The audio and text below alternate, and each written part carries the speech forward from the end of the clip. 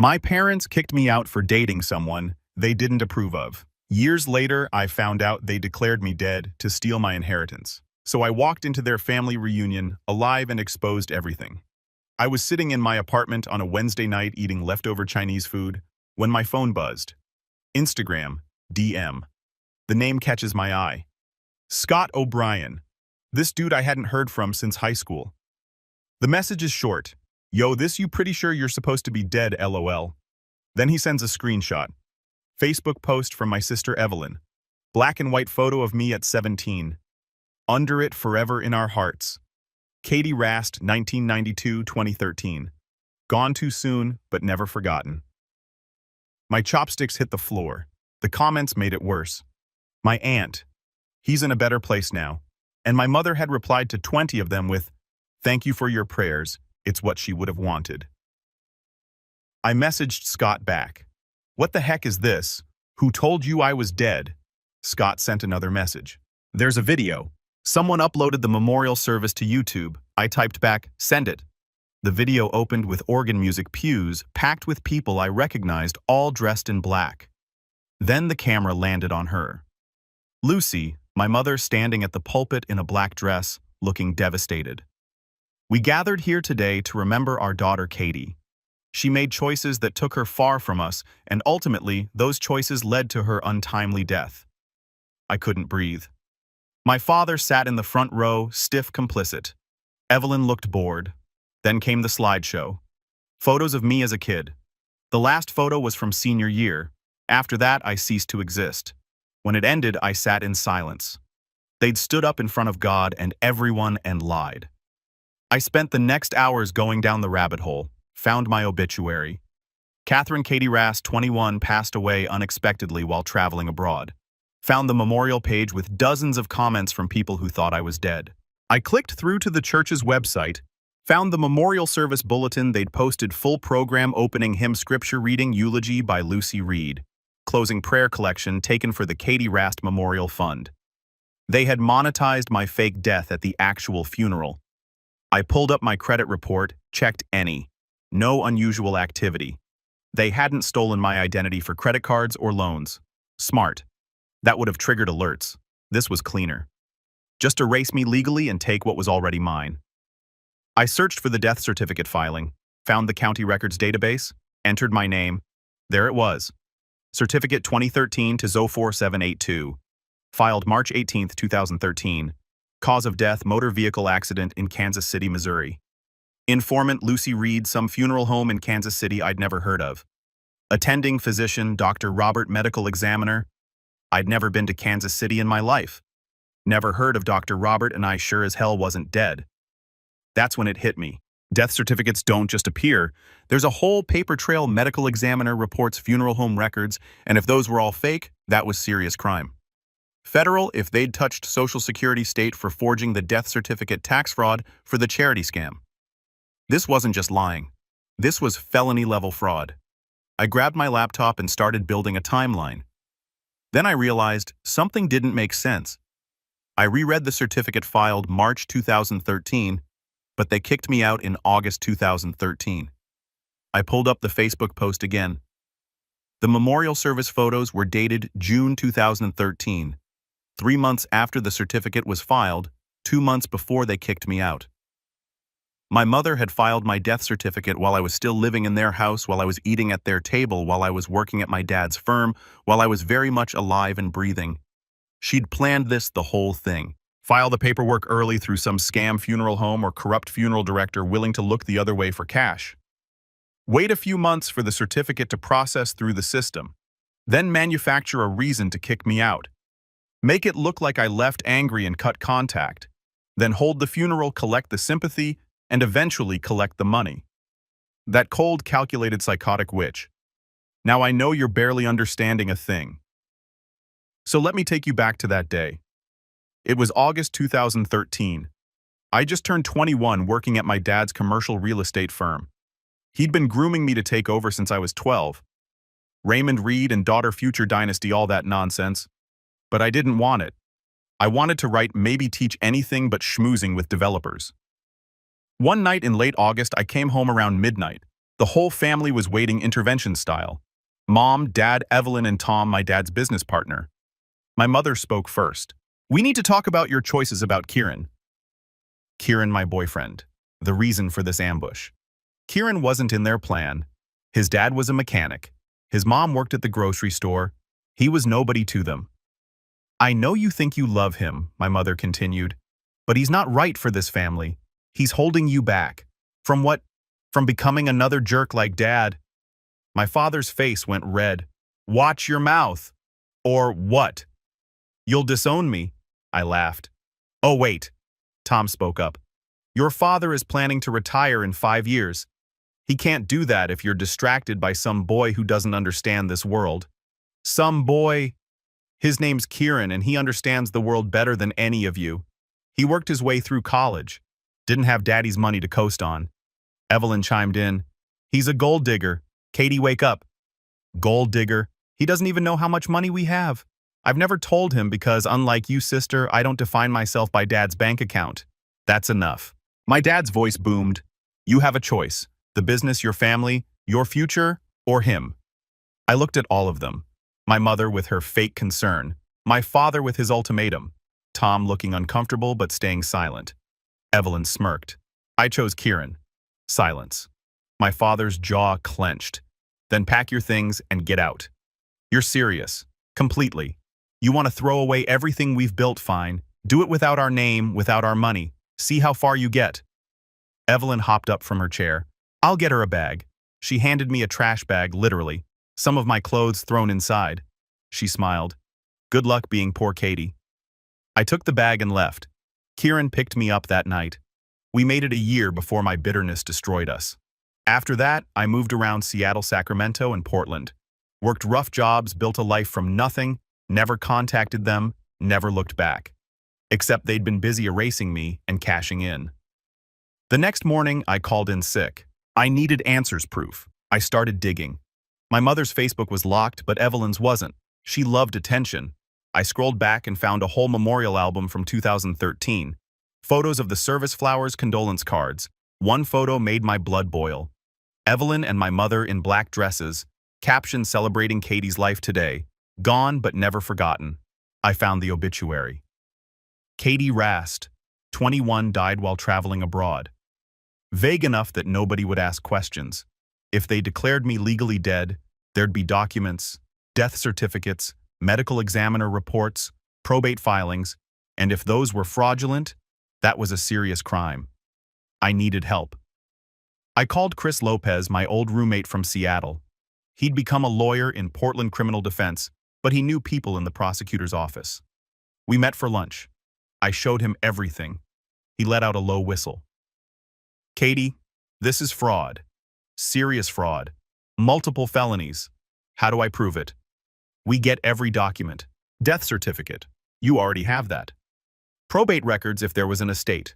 Financial records to show money changing hands. Medical examiner reports. Funeral home records." He looked at me seriously. "This will get ugly. Nuclear level ugly. You ready?" They buried me alive. "Yeah, I'm ready." Over 3 weeks, we built a case. Filed records requests with the county clerk, probate court, the whole system. Got copies of everything related to my death. Probate records came back first. My grandfather died in 2015. Left $75,000 to each grandchild when his estate went through probate in Kansas. Guess what? My share got redistributed because I was dead. $35,000 to Evelyn. $40,000 into the Katie Rast Memorial Scholarship Fund, a legit registered nonprofit, tax ID and everything. Chris dug into the tax filings. Nonprofits have to file publicly so anyone can see them. 3 scholarships in 9 years. Total given out $8,000. The fund had also collected donations from church members and business associates over the years, bringing in an additional $50,000. But the real kicker was where the money went. Administrative costs.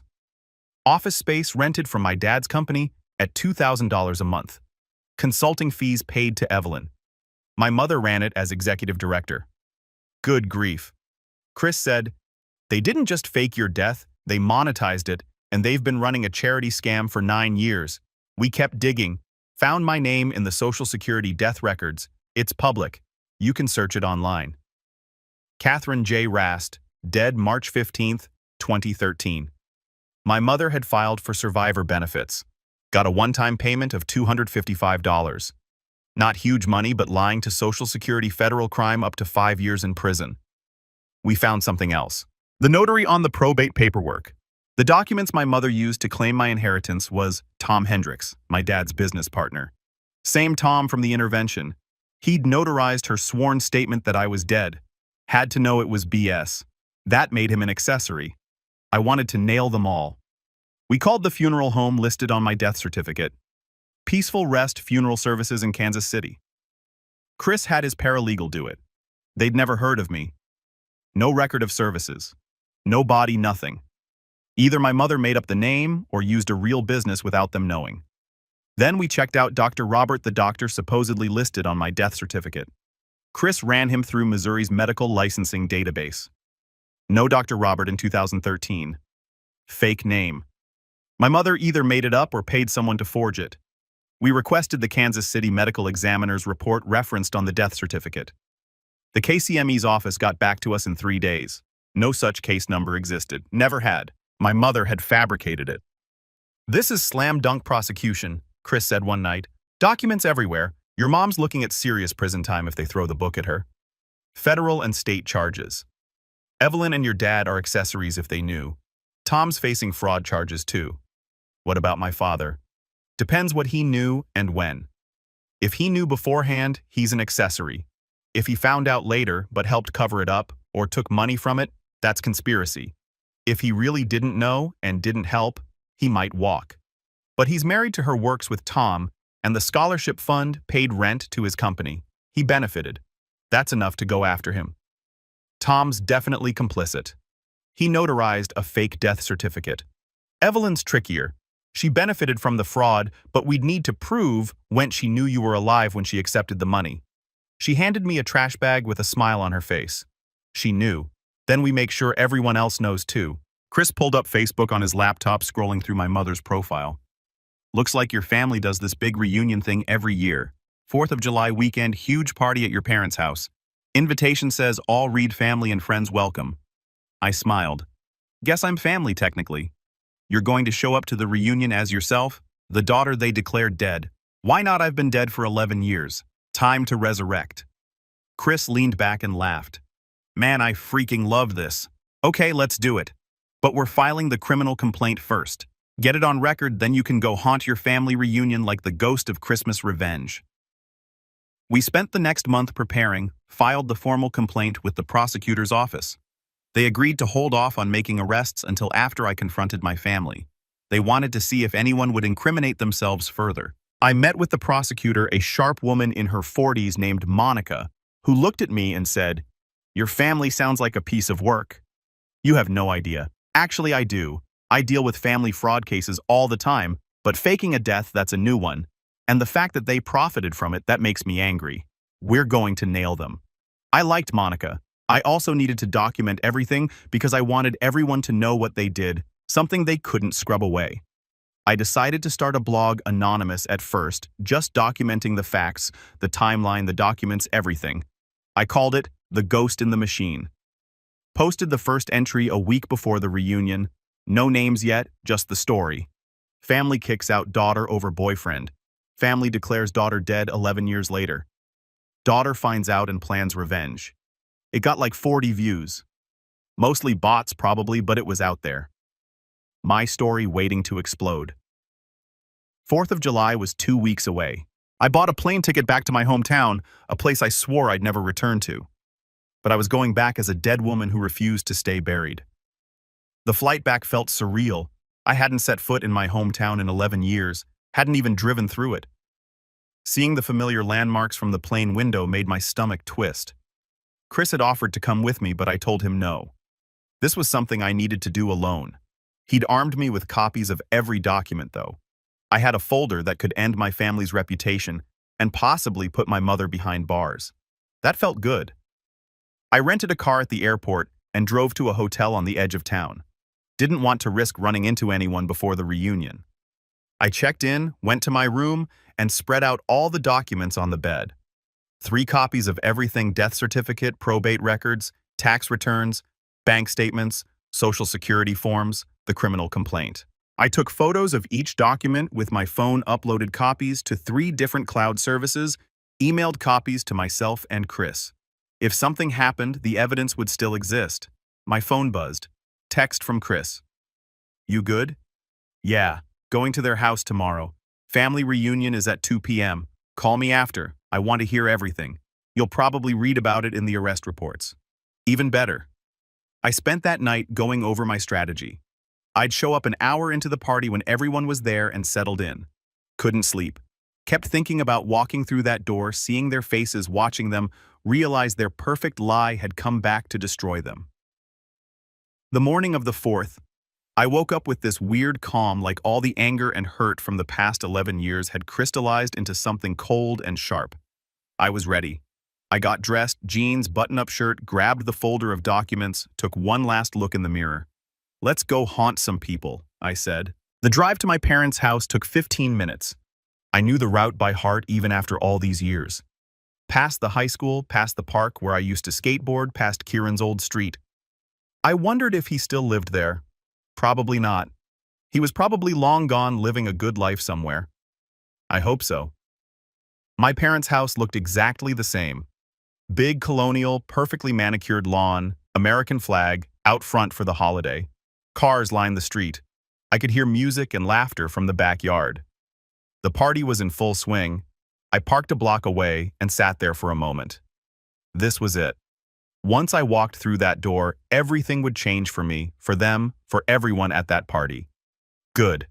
I got out of the car, grabbed my folder, and walked up the driveway. The front door was unlocked.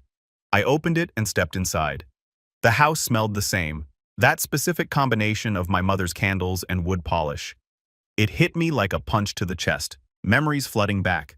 Birthdays, holidays, the night they kicked me out. I walked through the foyer toward the back of the house where I could hear voices. The living room was empty. Everyone was outside. I stopped at the sliding glass door and looked out at the party. 50, maybe 60 people, family, friends, business associates, all mingling on the deck and lawn. There was my dad holding court with some of his real estate buddies, my mother moving through the crowd like a social butterfly, and Evelyn standing with who I assumed was her husband, looking expensive and bored. I slid open the door and stepped out onto the deck. For a few seconds, nobody noticed. Then someone did, a cousin I barely remembered. She looked at me, looked away, then did a double take. Her mouth fell open. The conversation around her stopped. People started turning, staring. The silence spread like a wave through the party until everyone was looking at me. My mother saw me. The glass in her hand slipped, shattering on the deck. "Hey, Mom!" I said loud enough for everyone to hear. "Miss me?" Nobody moved. Nobody spoke. My father was the first to find his voice. "Katie in the flesh." I walked down the deck steps. People scrambled out of my way. Funny thing, I was scrolling Instagram last week and found out I died 11 years ago. Car accident apparently, except I definitely remember being alive. My mother had gone white. I pulled out my folder and removed the first document. Death certificate. Lucy Reed, informant, says I died in a car accident in Kansas City, Missouri. Case number KCME203847. I looked around at everyone. I called Kansas City PD. That case number doesn't exist. Never did. I walked through the crowd holding it up. Certificate was notarized by Tom Hendricks 3 days before filing. Whole thing's a forgery. Jesus Christ, someone muttered. Phones came out. A few people started recording. I pulled out the second document. Probate court filing. Grandpa Walter died in 2015. Left $75,000 to each grandchild, except I'm listed as dead, so my share got split up. $35,000 to Evelyn, $40,000 to the Katie Rast Memorial Scholarship Fund, a nonprofit Mom set up in my name. Evelyn's face had gone red. "Katie, you need to leave." Not done. I held up tax returns. 9 years, 3 scholarships given out, $8,000 total. But the fund claimed over $85,000 in expenses across all donations they collected. Rent payments to Dad's company, $2,000 a month. Consulting fees to Evelyn. Mom as executive director. I flipped one last page. And here's the criminal complaint we filed last week. Fraud, theft, falsifying records. Prosecutors are already moving. The deck erupted. People shouting questions at my parents, others backing away like fraud was contagious. My grandmother was crying, asking my mother how she could do this. An uncle I barely remembered was yelling about being lied to for years. One of Dad's business partners stormed off, tossing his bottle into the trash so hard it thunked. My mother sank into a chair, head in her hands. Evelyn was screaming at me, vindictive, destroying the family. How could I? My father just stood there frozen, watching his perfect life collapse in real time. I walked up to him. You told me to get out 11 years ago. I made it without you, without your money. I stepped back. Now you get to see what happens when everyone knows the truth. You faked your own daughter's death for money. Someone in the crowd shouted. Another voice. Lucy! How could you? My mother looked up, mascara tracks on her cheeks. You don't understand. We understand perfectly, my grandmother said, voice shaking. You're a liar and a thief. I turned toward the house. Katie, please. My mother called after me. I stopped, looked back. You declared me dead. You cashed in. I'm just making sure everyone knows who you really are. I walked through the kitchen and out the front door, got in my rental car, and left. Behind me, a 4th of July barbecue detonated into chaos. I called Chris. It's done. How'd it go? Like a nuclear bomb. Perfect. The aftermath moved fast and felt brutal. My phone blew up. Texts from distant relatives, Facebook messages from old classmates, rubberneckers craving details. I ignored almost all of it. I spent the morning updating the ghost in the machine, posting the full story with one caveat. No names yet. Mother, father, sister. The people who knew, knew. I also flipped my Facebook to public and uploaded a very alive selfie. Reports of my death have been greatly exaggerated. By noon, the blog was taking off. Shares, comments, DMs from strangers who'd survived lesser versions of the same betrayal. Chris called. Prosecutor's office is moving. Arraignment for your mom next week. His voice dipped. And Evelyn's husband filed for divorce. Says he didn't know about the fraud. I laughed sharp. Good. There's more. Your dad's partners are bailing, putting out statements. Your mom got removed from the church board. Local news is airing it tonight. I watched from the hotel bed. Lead story. Local woman accused of faking daughter's death for financial gain. Monica, the prosecutor, on camera. One of the most egregious frauds I've seen. Mrs. Reed falsified government documents and profited from it. We are pursuing maximum penalties. They cut to my mother leaving the house flanked by reporters. She said nothing, just kept her head down. I felt nothing. A week later, a name popped up I hadn't seen in years. Kieran. Hey, saw the news. Holy heck. Are you okay? We messaged like old friends who dodged a meteor together. He was kind, steady the way he'd always been. Before signing off, he wrote, I'm proud of you for surviving, for fighting back, for not letting them win. The case rolled forward. Mom tried to bargain, but Monica didn't blink. There'd be a plea or a trial, but either way, the story was public. The real sentence wasn't in a courtroom. It was in grocery aisles and church pews and golf tee times that never got offered again. Dad lost 3 major deals within 2 weeks. His partners didn't want the stink. Tom Hendricks caught a fraud charge. His notary license suspension hit the news in a 1-paragraph blurb that still felt satisfying. His wife filed for separation 3 days later. The church asked my parents not to return. The book club group chat went silent. The golf guys ghosted. My grandmother divided the family group text into a new thread without Lucy.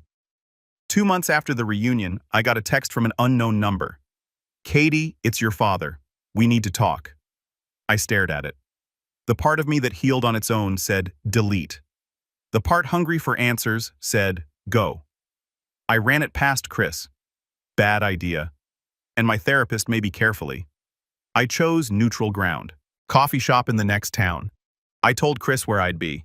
2-hour check-in. Dad arrived looking stripped down, older, smaller, unarmored. You look good, he said. Being alive will do that. He winced. I want to apologize for everything. I almost laughed, but it came out of breath. Now I didn't know she was going to file the death certificate. He stared at his hands. When you left, your mother was furious. Not because she missed you because you chose someone outside the family. She said we should tell people you'd moved away.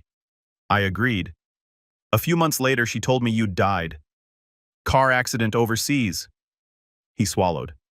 I didn't believe her. Then she showed me the certificate. Said the embassy had confirmed. I wanted to believe it because it was easier than admitting we'd lost you. So, you went along with a funeral, a scholarship fund, the myth. I thought you were dead, Katie. I mourned you. His voice thinned. Last year, I saw a charge to a PI firm in Seattle. When I asked, she broke. Said she'd been tracking you since 2014. Photos, addresses. She knew you were alive. She kept the lie for the money. My jaw flexed. Why didn't you tell anyone, report her? Because I'm a coward. He didn't flinch. Coming clean meant losing everything. The business, our reputation, your mother. I chose those things over you. At least he told the truth. Is that why you're here, to feel lighter? I'm here because you deserved a family who chose you. He met my eyes. I failed you.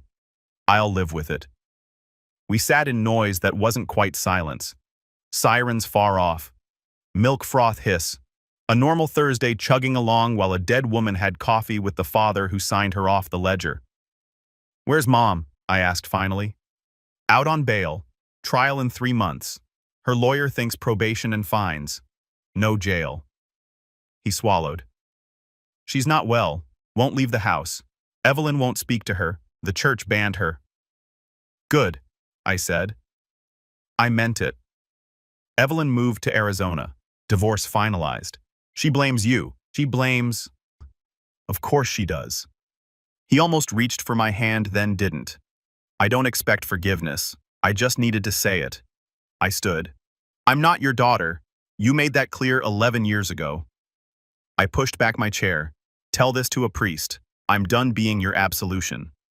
I walked out into late sun and felt nothing but air. The trial hit 3 months later. I didn't go. Chris texted updates. Mom pled to misdemeanors falsifying records theft. Federal charges evaporated in the fog of proving wires and intent. Sentence 18 months probation, 400 hours, community service, $75,000 restitution. To me, $12,000 in fines, scholarship fund dissolved. Remaining money redirected to real programs, my name stripped from everything. Good. I kept working, got promoted, moved into an apartment with a real view. I dated. I told the story when asked. Most people said, dang, who needs enemies with a family like that? It always made me laugh. The blog found its people. Emails from others declared dead on paper, erased by convenience, and cruelty flooded my inbox. We made a weird, fierce little community. One afternoon, I ran into Scott, the DM that started it all. We laughed until we cried in a coffee shop. I'm glad you're not dead, he said. Me too. You ever think about forgiving them? No, I didn't. They erased me for profit. They were only sorry when it cost them. He nodded. Fair. That night, an anonymous email arrived. I didn't need a signature. Katie, I know I don't deserve forgiveness, but I think about you every day. I'm sorry. Mother. I didn't respond. Life moved forward as it insists on doing. The internet didn't forget, but people did the way they do when a scandal grows old and a new one knocks. My post stayed up, receipts printed in pixels so no one could pretend the ghost wasn't real. 4 years later, there was a knock at my door. The knock came on a random Thursday evening. I was making dinner. Kieran was due home in half an hour. I figured it was a delivery. I opened the door and froze. My father stood there on the porch. He looked older, not just in years, but hollowed out like time had been chewing on him. Dad. He nodded once. Katie. I didn't move. What are you doing here? Just 5 minutes, he said softly.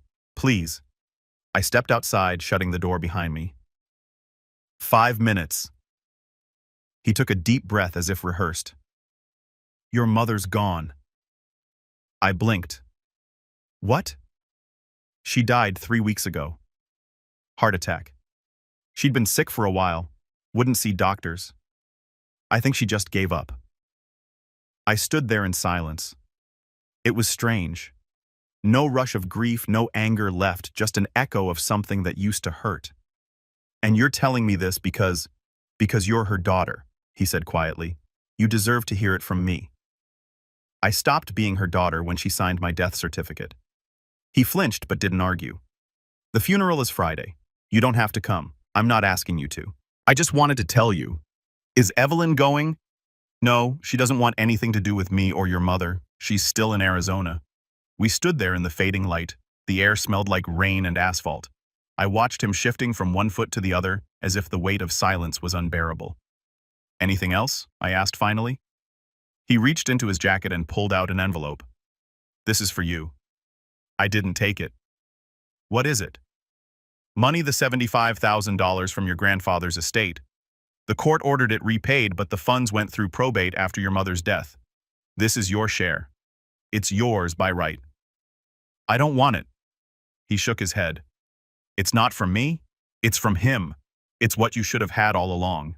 I don't care. Then give it away. Donate it. Burn it. Just take it. I can't. He set the envelope on the porch railing and stepped back. His voice cracked.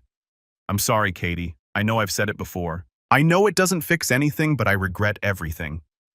I stared at him for a long moment. You didn't lose everything, I said finally. You threw it away. He nodded slowly. You're right. She died thinking she was the victim. I said thinking everyone had wronged her. She did, he whispered. And you, that was the most honest thing I'd ever heard him say. Good, I said quietly. Then live with it. I picked up the envelope not for me, but because I didn't want him leaving it there like some symbolic offering. I'll donate it, I said flatly. He nodded. That's good. That's a good thing to do. Your 5 minutes are up. He didn't fight it. He just looked tired. Goodbye, Katie. Goodbye, Dad. He walked to his car, shoulders hunched, started the engine and drove away. I didn't watch him go. I went back inside, dropped the envelope on the counter, and went back to chopping vegetables. When Kieran came home, he took one look at me and frowned. What happened? My father showed up. What did he want to tell me my mother's dead? To give me a check? Kieran's brow creased. Are you okay? I'm fine. I wasn't lying. For the first time in years, I actually was. Are you going to the funeral? Heck no. That Friday, while they buried the woman who once stood at a pulpit and lied about my death, I was alive and very much at peace. I went to work, had lunch with a friend. Later, Kieran and I went to a late-night movie and shared popcorn. Life continued. A few months later, the restitution came through. The money was clean, now court-ordered and transferred properly. I split it between a homeless youth organization and a scholarship fund for students estranged from their families. I didn't attach my name, just wrote the check and walked out. I kept writing on my blog, still anonymous, but the story had grown beyond me. People from all over the country were reaching out. Kids who'd been cut off by parents, adults who'd been disowned, erased, lied about. We built something small but real. Proof that ghosts could find each other. Years passed. The media forgot. The world moved on. But the internet never forgets. The archive of my posts stayed right where they were. Every document, every detail, a permanent record of who they were and what they'd done. Sometimes I still got emails. One stood out one night from a stranger named Sam. I found your blog. My mom did the same thing to me. I thought I was alone. You helped me feel seen. That made all of it worth it. I never saw my father again, never spoke to Evelyn, never heard another word from that side of the family, and that was fine. Some stories don't need sequels. One spring morning, I woke up before sunrise. Kieran was still asleep beside me. I slipped out of bed, made coffee, and sat by the window. The city was quiet, washed in gold. For a long time, I'd carried the feeling that I was half alive, like part of me had been left behind in that fake grave. But as I watched the light crawl up the buildings, I realized something. They'd killed the version of me that needed their approval. The version that apologized for existing. The version that thought family meant obligation. That woman was gone. The one sitting here breathing, loving, living. She wasn't dead. She'd never been freer. I poured the rest of my coffee into the sink and whispered, "Rest in peace." Not to my mother, to my old self. Then I turned off the light, walked back to Kieran, and climbed into bed. Life didn't need to be perfect. It just needed to be mine.